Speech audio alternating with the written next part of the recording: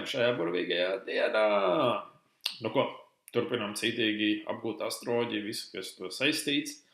Un šodien mēs mācīsimies tādu burvīgu tēmu, kā planētu spēks, jeb esenciālā vērtība. Pats vārds jau esence, šis esenciālisms nosaka to, ka šodienas tēma būs par to, kāda ir planētu īstā patiesā daba, kā viņas darbojas katrā no mūsu kartēm un kā, teiksim, saskatīt viņu šo te galveno potenciālu.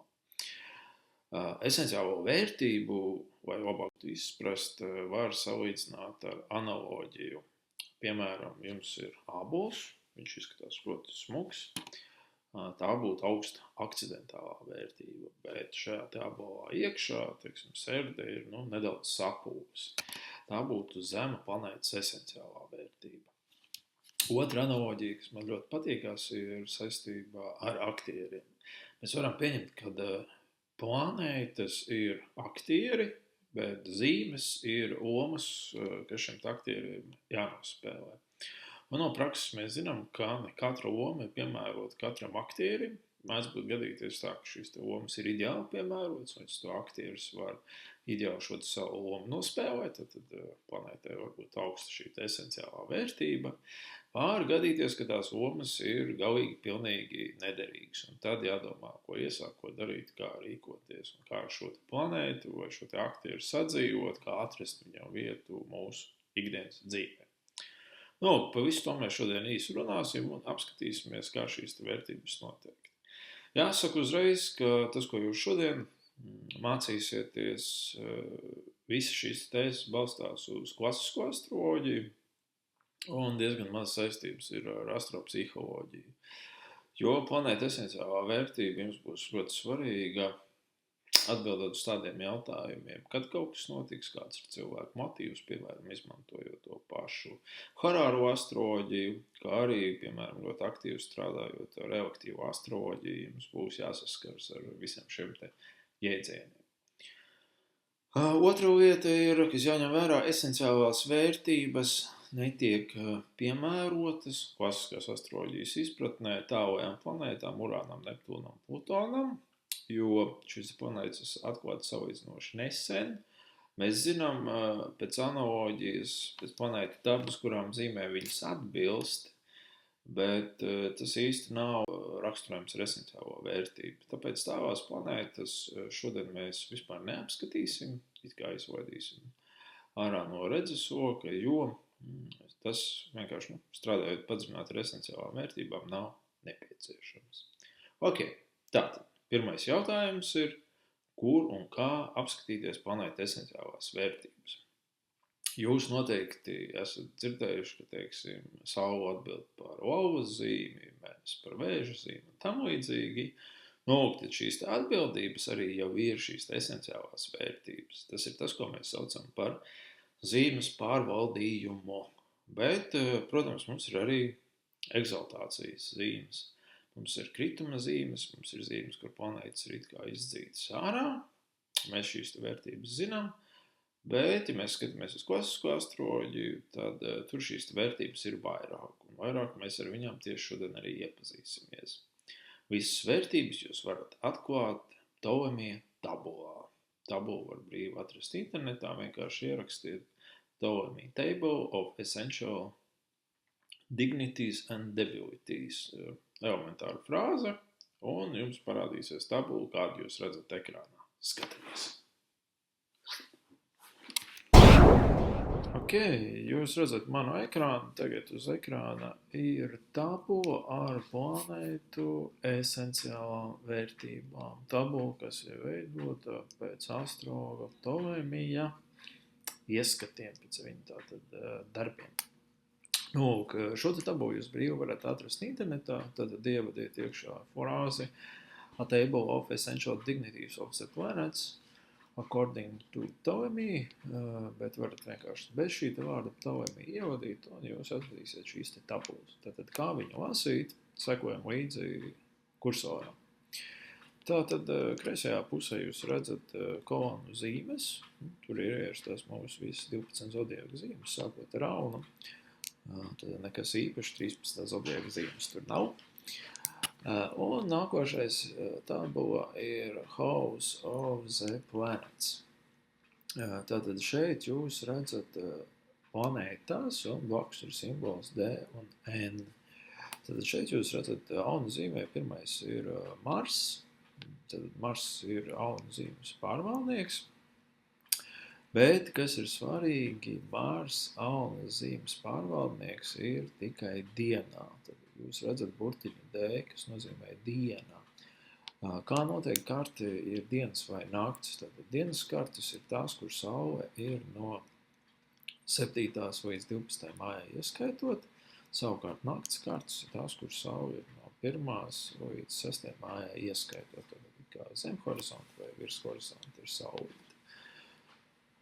Tātad šajā brīdī, ja tā ir dienas karte, Mars uzreiz mums iegūst kaut kādu jau ļoti konkrētu vērtību, tad pozitīvu vērtību. Mēs varam iet tālāk.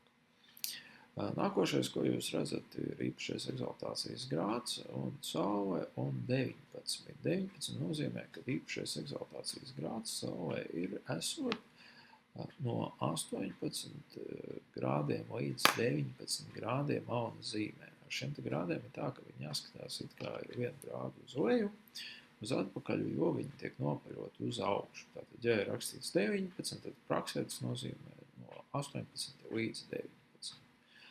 Nākošā vērtība, ko jūs redzat šeit, ir tripilts, kurš tālāk arī tiks detāli apskatīts viņa ietekme. Un jūs arī redzat burtiņus D un N, tas ir dienas un nakts karte. Tad pretī jauna zīmē, triplītes sadaļā, dienas kartē ir saule. Tātad saule iegūst šajā situācijā, tā ir dienas karte, viņa atrod saulā pozitīvu vērtību ar nosaukumu triplītes. Turpat ir arī Jupīters, bet nakts kartē. Ja šī karte būs nakts karte, tad Jupīters iegūs pozitīvu vērtību. Savukārt, ja šī nav nakts karte, bet ir dienas karte, un Jupīters ir aunā, tad viņš neiegūs šo triplītes vērtību. Jāmēģina saprast šo te analoģiju. Nākošais pozitīvais planētas stāvoklis ir iespējams saucamais tērums. Un šeit jūs arī redzat grādus. Jūs redzat pie auna zīmes, Jupīteram klāt ir 6. Tas nozīmē to, ka auna zīmē no 0 grādiem līdz 5 grādiem 59 minūtēm, tad pirmais šis te bloks, ir saucamais Jupītera tērms. Attiecīgi, ja Jupīters trāpa neatkarīgi tā ir dienas vai nakts karte šajā te zonā iekšā, tad viņš iegūs sev status, ka viņš ir termā. Tāpatās ir ar Venēru. Jūs redzat 14 pie Venēras, tas nozīmē līdz 14 grādiem, bet jautājums no cik ir? Un tad pie Jupītera mēs redzam, ka tas ir no 6 grādiem. Tad no 6 grādiem līdz 13,59 14 grādiem. Ja trāpīs auna zīmē iekšā Venēra, tad viņi iegūs savu stāvokli termas.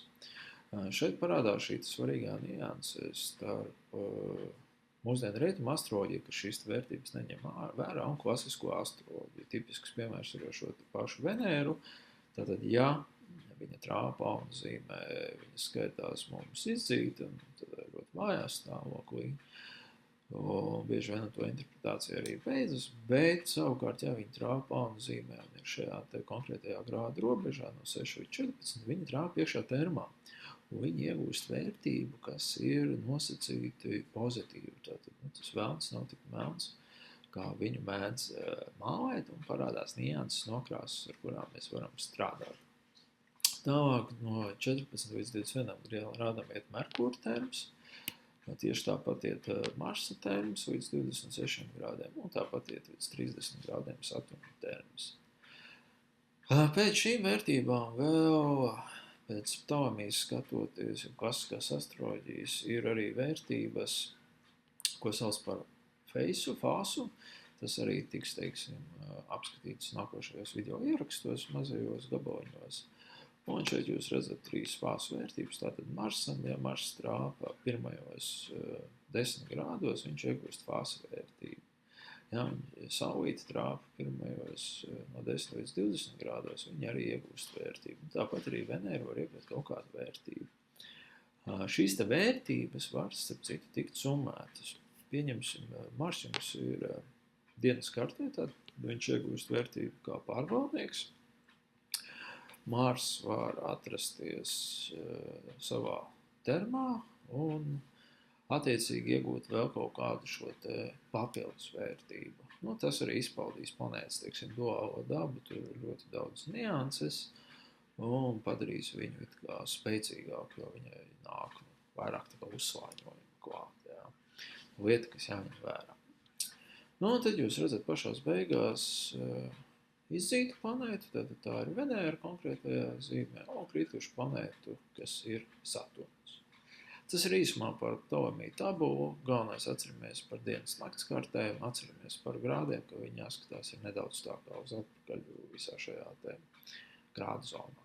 Nu, ko, tagad ir laiks ķerties klāt jau tieši interpretācijai. Tad planētas pozīcija pārvaldīja jums no astroloģijas viedokļa attiecībā pret natālo astroloģiju tieši. Šī ir svarīga nianse. Planēta pārvaldījumā tiek uztverta kā planēta visspēcīgākajā pozīcijā. Tātad viņa spēja realizēt savu maksimālo potenciālu. Planēta pārvaldījumā var salīdzināt ar ļoti labi gatavotu atlētu, kurš zina, kā rīkoties faktiski kurā situācijā, gatavs strādāt uz visiem 100%. Planētas pārvaldījumā var salīdzināt arī ar perfektiem aktieriem, kuri ļoti labi māk nospēlēt savas lomas, bet ir jāatcerās viena lieta, ka šie aktieri ir zvaigznes, un tā kā zvaigznēm mēdz arī būt, ir arī šīs zvaigžņu slimības vai zvaigžņu sindroms, un bieži vien šo planētu, teiksim, enerģētika, viņa ir diezgan grūti kontrolējama, kā rezultātā var sanākt situācija, ka nevis mēs kontrolējam šo planētu enerģētisko izpausmu, bet drīzāk šī enerģētika kontrolē mūs. Nu, tad ir jādomā, ko darīt, kādā veidā realizēties. Planētas pārvaldījumā realizējas cilvēkam, tā kā viņš ir sasniedzis 65 gadu vecumu, tātad faktiski vecumdienās. Nu, tas ir tikai loģiski, jo diezgan grūti jaunībā būtu dzīvot, ja mums rokās iedot faktiski atomieroci un neiedot instrukciju, kā viņu lietot. Nu, un tad planētas pārvaldījumā ir tieši šie modernie spēcīgie ieroči, kas ir mūsu rokās, un tieši tā, ka mums jau dzīve ir, kā saka, kārtīgi padzīvota, mēs esam iemācījušies viņus lietot un attiecīgi varam izmantot viņus pēc labākiem principiem, pēc iespējamai labākās realizācijas. Attiecīgi, tur, ko jums ir planēta pārvaldījumā, izlasiet šīs planētas, teiksim, aprakstu, viņu šo dabu, aktiera dabu, kāda viņi ir.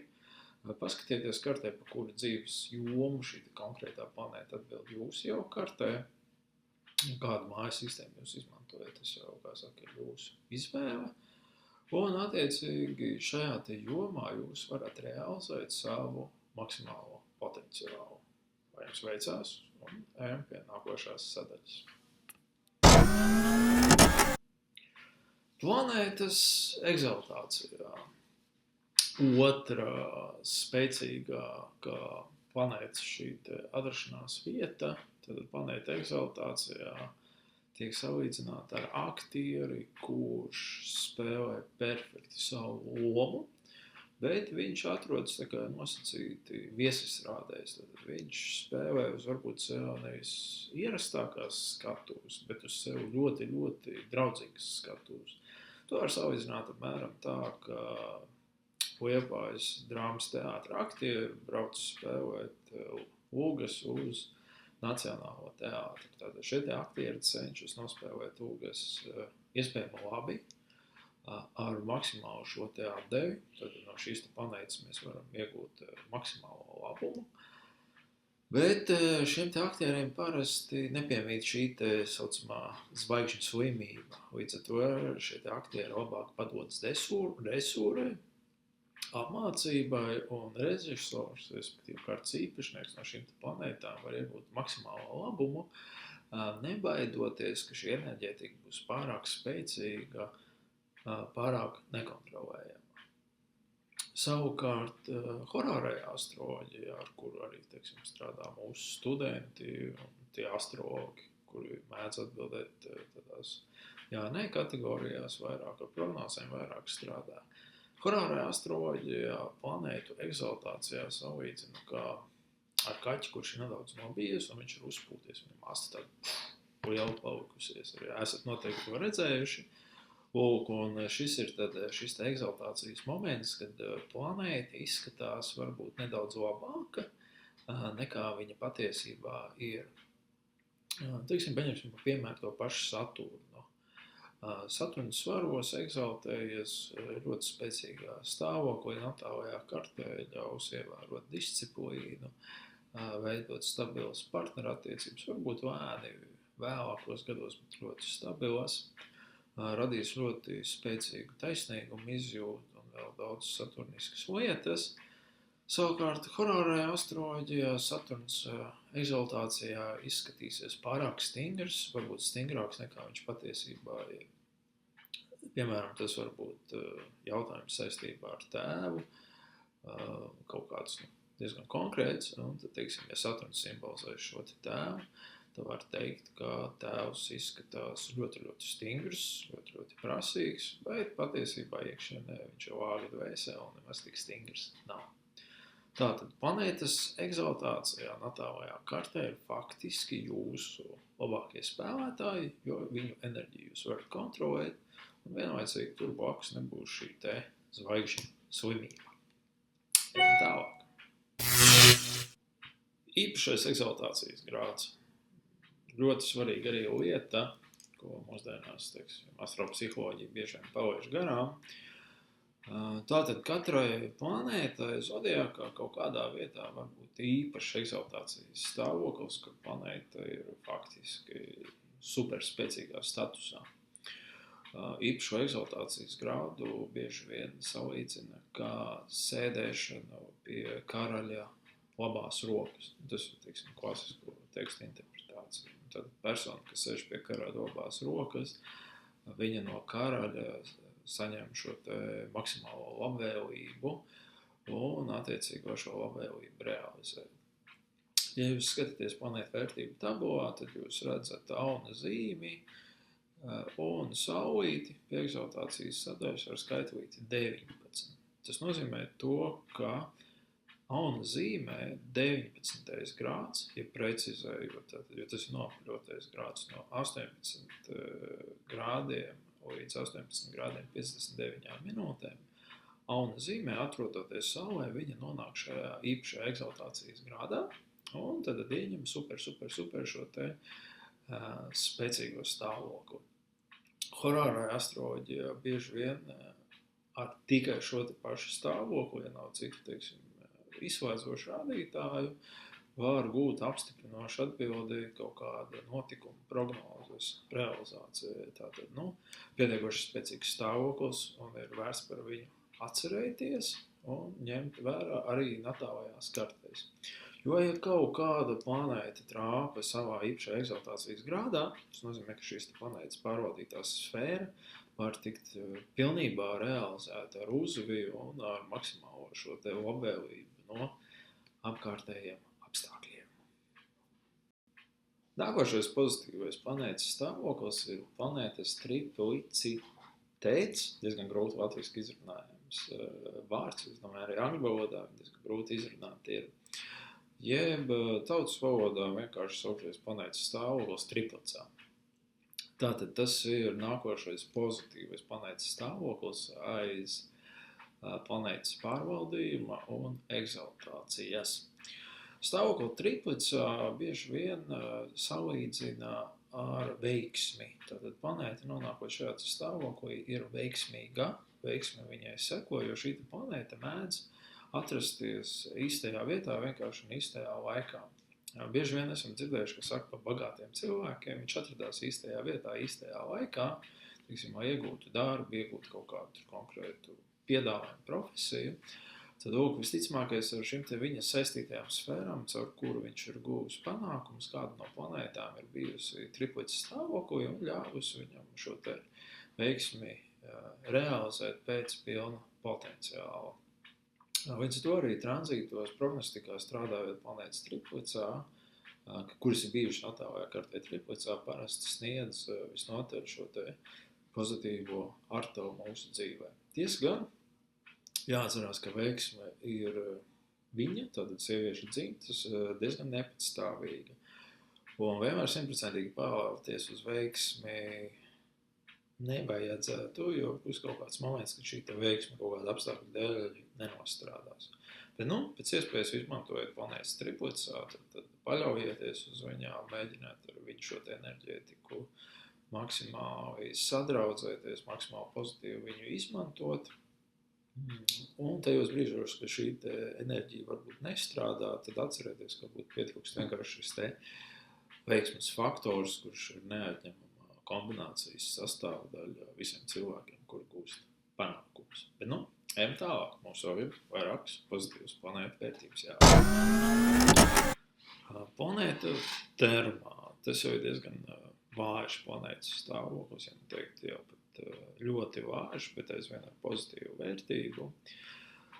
Planēta termā ir kā spēlētājs, kā aktieris, kurš ir viens pats. Viņam ir ļoti, ļoti daudz ar sevi jāstrādā. Viņam ir vēlme, protams, strādāt, viņš to dara, bet planēta termā nesaņem it kā palīdzību no citām planētām, no citiem spēlētājiem.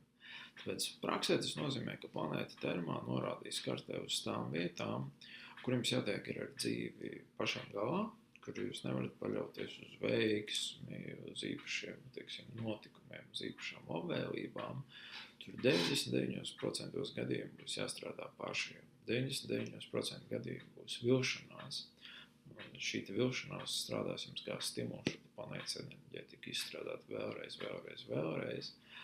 Karāt vien jūs sapratīsiet viņu un nonāksiet pie atbilstošiem secinājumiem.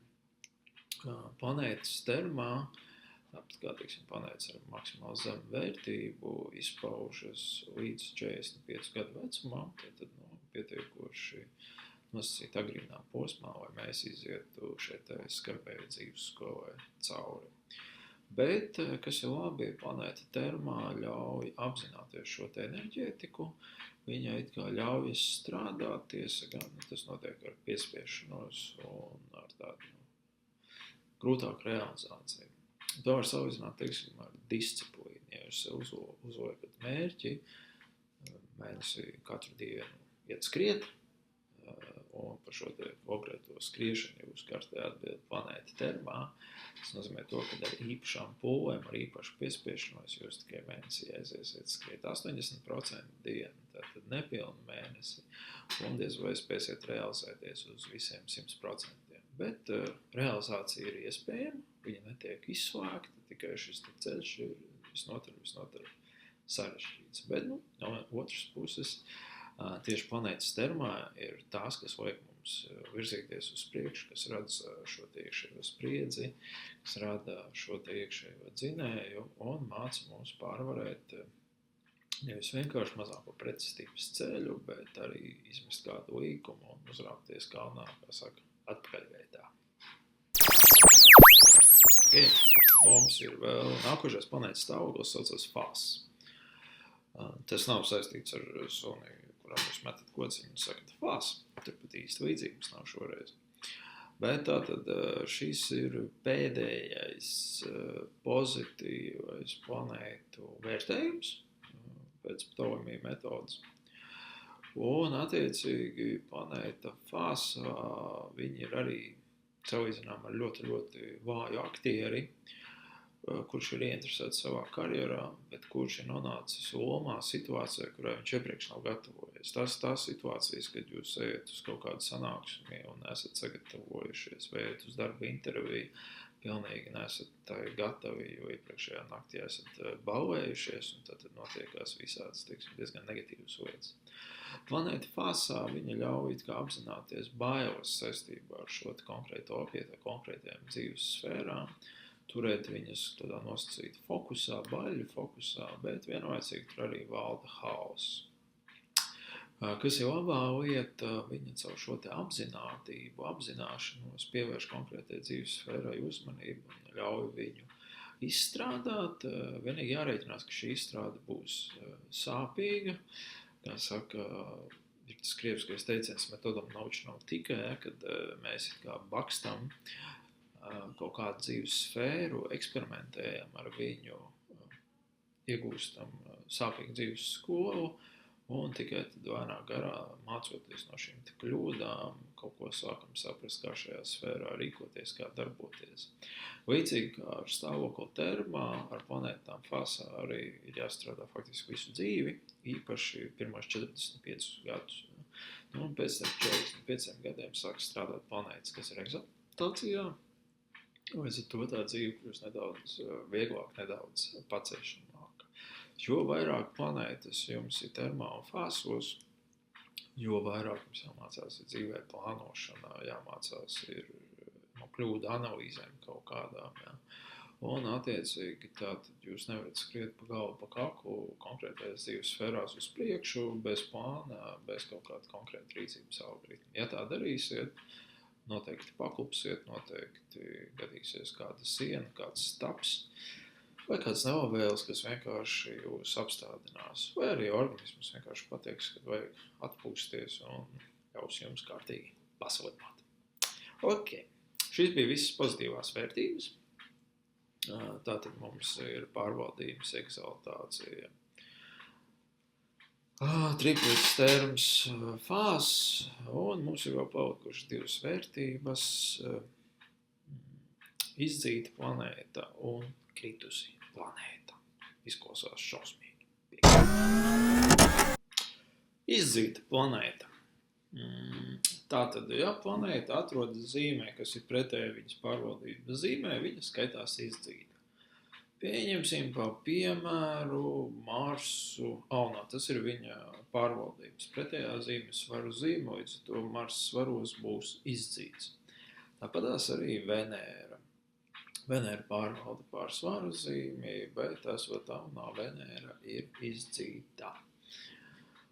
Šis nosaukums vārds izdzīts ir diezgan briesmīgs, bet, ja mēs skatāmies dziļāk, tad natālajā astroloģijā varbūt šis stāvoklis nav nemaz tik briesmīgs. Tad izdzīta planēta, viņa it kā reaģē nepiemēroti konkrētai situācijai. Tas ir galvenais viņas, teiksim, šis izpausmes veids. Paņemsim pa piemēru to pašu Marsu svaros. Tātad svari ir attiecības, Mars ir kaut kāds kareivīgums, enerģija, iniciatīva. Svari meklē līdzsvaru. Mars nonāk svaros, ko viņš dara? Viņš, piemēram, cenšas aizstāvēt vājākos vai cilvēkus, kas pēc viņu domām tiek kaut kādā veidā apbižoti. Piemēram, darba kolektīvā šis Mars svaros kļūst par aizstāvi un situācijās, kas varbūt nav jāsāsina, kur varbūt ir kaut kāds konflikts starp padoto un priekšnieku, un kur trešās puses iejaukšanās nav vajadzīga. Un ko Mars svaros, redzot šo situāciju, metas iekšā pa vidu, mēģina aizstāvēt vienu vai otru pusi, un rezultātā pats var nonākt visnotaļ divdomīgās situācijās. Šeit arī parādās šī galvenā nianse, ka planētas, kuras ir izdzītas, tātad viņas cilvēku nostāda negatīvās gaismā, negatīvos scenārijos paša vainas dēļ. Nevis kāds cits tur iejaucas no ārpuses, bet tad cilvēks pats uzņemas kaut kādu darbību un pats nonāk šajā negatīvajā scenārijā, negatīvajā situācijā. Man pašam, teiksim, arī ir Venēra aunā. Venēra manā kartē arī ir saistīta ar 7. māju, tad attiecības, partnerattiecības, sadarbība. Ja. Un bieži vien arī aizstāvot kaut kādu citu cilvēku viedokli, aizstāvot kaut kādus ideālus, es pats esmu nonācis visnotaļ neapšaubāmās situācijās. Protams, gadiem ejot uz priekšu, kā mācies, šīs situācijas ir aizvien mazāk un mazāk, bet vienalga kaut kādā brīdī šis planētas instinkts izvaina ārā, tad ir jādomā, ko ar viņu iesākt, kā ar viņu tikt galā un kā apstrādāt. Bet, galvenais ir atcerēties, ka tieši, ja planēta ir izdzīta, tad visām liksnām pie iemeslu ir pats kartas īpašnieks ar savu rīcību, nevis ārējais faktors. Šādā veidā jūs varat arī izanalizēt savu karti, vai saprast tās galvenās dzīves sfēras, kur var teikt, ka jūs esat pats savas nelaimes, ja tā var nosaukt, iekavās arī laimes vai otrādi, skatieties, kā gribi kavējas. Un Attiecīgi nākotnē jūs varēsiet izvairīties no daudzām nevajadzīgām likstām un ķerties klāt analīzē. Mums jau paaugusies viena svarīga vērtība, kas saucās kritums. Planēta kritumā. Planēta kritumā ir tajā pozīcijā, ja viņa atrodas pretēji tai pozīcijai, kur viņa atrodas egzaltācijā. Planēta kritumā, zinām, mērā arī rīkojas diezgan līdzīgi kā planēta, kur ir izdzīta. Tad izpauž kaut kādas arī savas negatīvākās īpašības, kaut kādas savas vājākās īpašības, tā to varētu noraksturot. Tikai atšķirībā no izdzītas planētas, planēta kritumā kļūst it kā par upuri. Ja izdzītai planētai cilvēku likstām par iemeslu būs pats cilvēks, tad planētas kritumā viņas it kā provocēs ārējos apstākļus, kur cilvēks neiesaistas, bet problēmās nonāk dažādās ķeziņās. Ar planētām kritumā ir diezgan rūpīgi jāstrādā, lai saprastu viņu šo te enerģētiku ilgtermiņā. Visām darbībām jābūt ir tā kā pretēji vērstam, jo, teiksim, jums ir jāzina šīs konkrētās planētas, gan labās, gan sliktās īpašības, kartē sākotnēji noteikti izpaudīsies sliktās īpašības, un jums jāiet arī kā uz šo te labo īpašību realizāciju, uz pilnīgi pretējo pusi.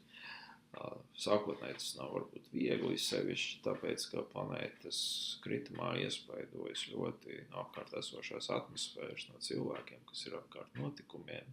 Bet, gadiem ejot uz priekšu, jūs iemācīsieties šos cilvēkus situācijas it kā neutralizēt labākajā gadījumā, lai izpaustu planētu kaut kādu šo te pozitīvo enerģētiku. Kas ir svarīgi, tad planētas, kuras ir izdzītas, viņu enerģētika maksimāli izpaužas tieši tādā mentāli, emocionālā līmenī. Savukārt planētas, kuras ir kritumā, viņa enerģētika var izpausties tieši fiziskā līmenī, jo līdz ar to planētas kritumā arī vienlaicīgi organismu vājie punkti, caur kuriem var realizēties dažādas slimības, ķermeniski bojājumi, kaut kas tāds. Tāpēc planētām kritumā ir jāpievērš uzmanība arī ļoti liela no medicīnas astroloģijas viedokļa, jo tie ir jūsu arhivēja papēži. Bet tāpat kā izdzīta planēta, tāpat arī planēta kritumā ir apstrādājama, tikai ar to atšķirību, ka jums vairāk jāpaļaujas uz citu cilvēku kaut kādu pozitīvo ietekmi, vairāk jāapzinās šīs planētas pozitīvās īpašības, vai viņām strādāt un viņās tātad virzītos uz priekšu. Labi, tas bija īsumā par galvenām pozitīvajām vērtībām, kuras mums tātad sanāk mums planēta pārvaldībā, mums pārvaldība planēta egzaltācijā, mums planēta triplicā, mums ir planēta termā, mums ir planēta fāsā.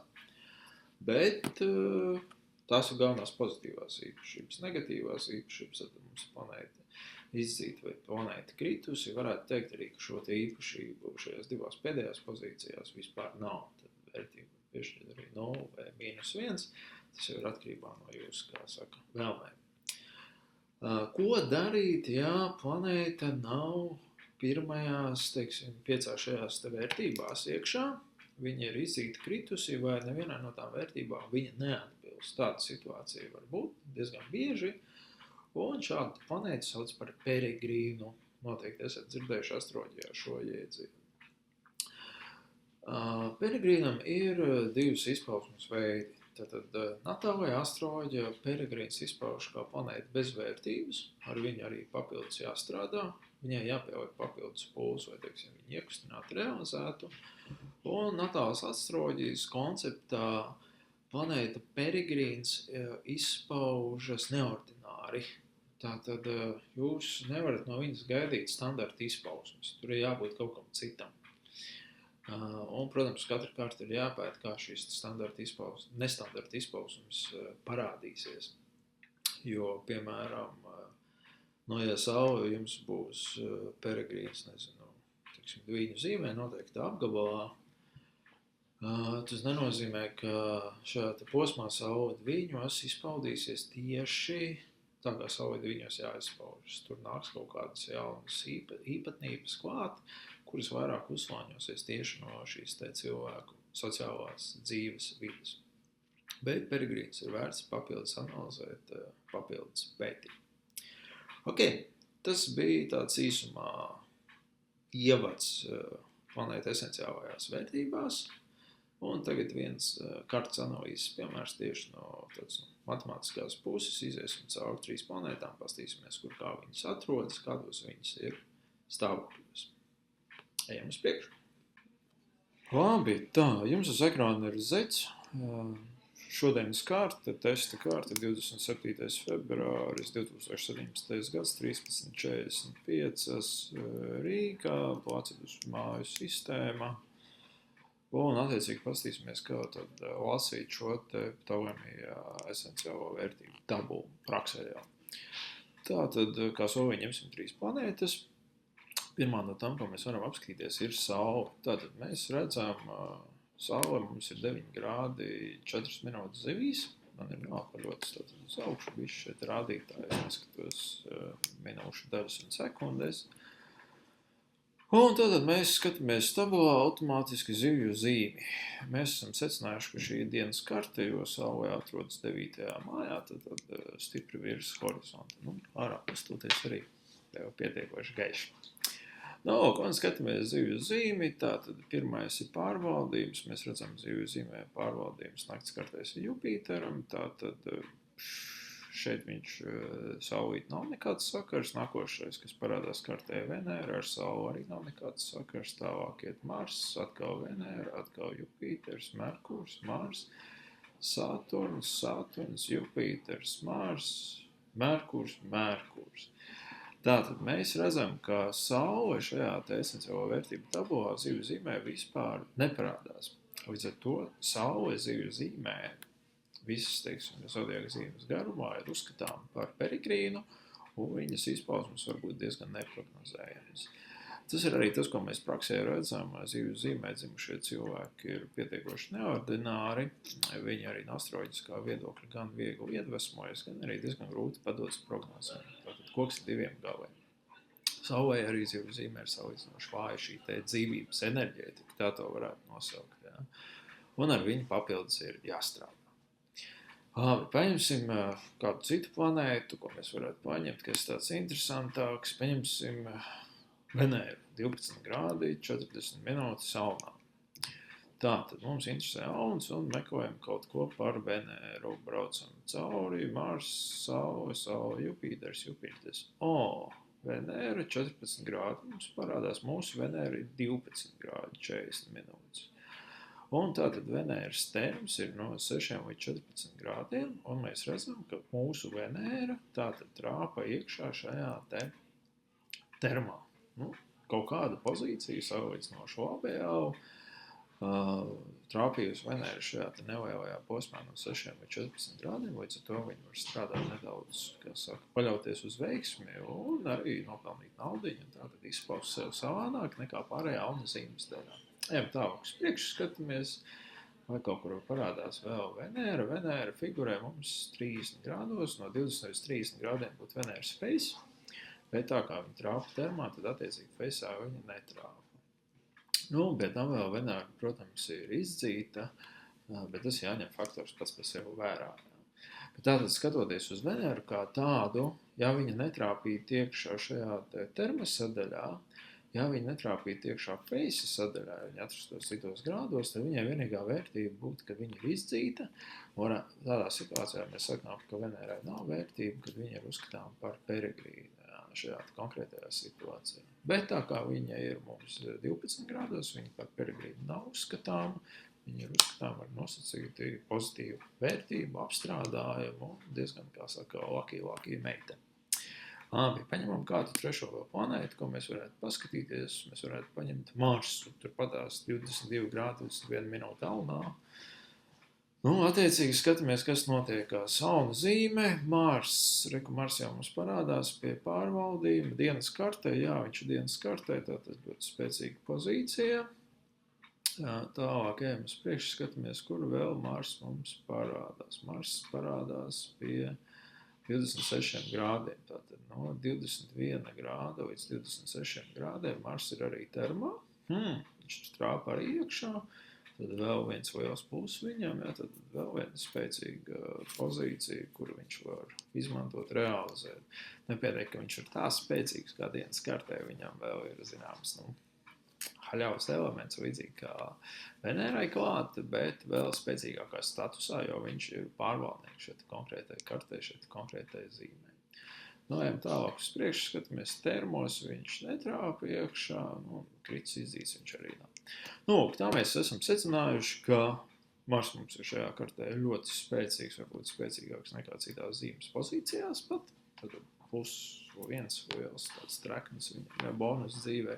Savukārt Venēra, kur varbūt no modernās astropsiholoģijas viedokļa būtu tikt uzskatīta par vāju, par vienkārši izdzīt šajā jaunu zīmē, mēs redzam, ka viņa ir termā, līdz to viņai ir vērtība, viņa ir apstrādājama un viņa nav nemaz tik melna, kā viņa mālē, līdz to viņai dzīvē ir pietiekoši daudz iespējas. Šajā konkrētajā kartē Venēra atbild par ģimeni un konkrētajā kartē Venēra atbild par draudzību. Ja mēs klasiski skatītos, mums būtu jāsaka, ka tur ir briesmu lietas, tur nekas ģimenē labs nesanāks, ģimeni būs diezgan grūti izveidot, jo Venēra ir bez aspektiem, būs grūti draudzēties un tam līdzīgi, bet paņemot klāt šo te Ptolemiju tabulu, mēs redzam, ka Venērai tomēr ir labs status, iespējas izveidot ģimeni viņai būs un diezgan labas, kā arī ar draudzību beigās viss būs kārtībā. Protams, draugi tiks izvēlēti cilvēku vidus no pulciņā, kuriem pašiem ir augsts sociālais status, bet tas jau ir cits stāsts